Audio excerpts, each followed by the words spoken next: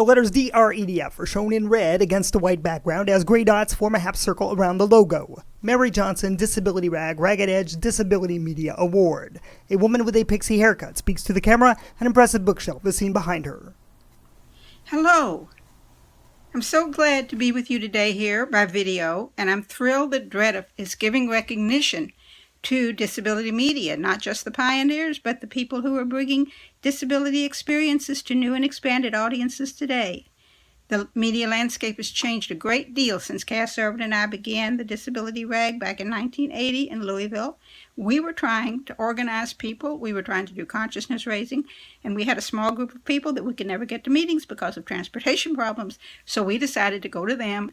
We put out a 4-page rag, and we mailed it out to people. We got some local mailing lists. The first article we ran was called Living Like a Refugee, and it was about what it's like to live in a society that doesn't want to have anything to do with you. We didn't know what would happen when we did that, but we were amazed at the response we got. We would get letters saying, "I don't feel alone anymore." We were actually doing social media before there was social media, but we didn't know it. We got the rag into national hands. Cass Irvin did that. She'd mail them out to people, and one of the people that got it was DREDF's own Pat Wright. And Pat got it into the hands of somebody at the Wall Street Journal, and they put out a front-page story on what we were trying to do with the rag, and then things really took off.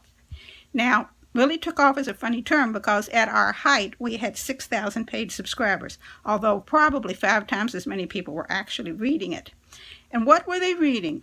This was when the movement was really forming in the 80s. People would use the rag as a social gathering place. They would test out ideas, write articles. People would debate ideas. We had a lively letters to the editor section. This was all going on when people were organizing and trying to get the ADA passed. And of course the ADA did pass in 1990. The movement really was coming into its own, and the rag was part of all that. I don't know how much we had to do with it and how much it was just the time. But we kept on doing the rag until the early 2000s. We had a website that lasted for a few more years. And then we realized new people were coming on, new ideas were coming on, and we said it was time to say goodbye. Now, I've got to say that when I open the New York Times and I see a story that reminds me of something we could have printed in the rag, a first-person account of the experience of disability, I am just absolutely thrilled. This is exactly what we wanted to see happen, and it is happening now.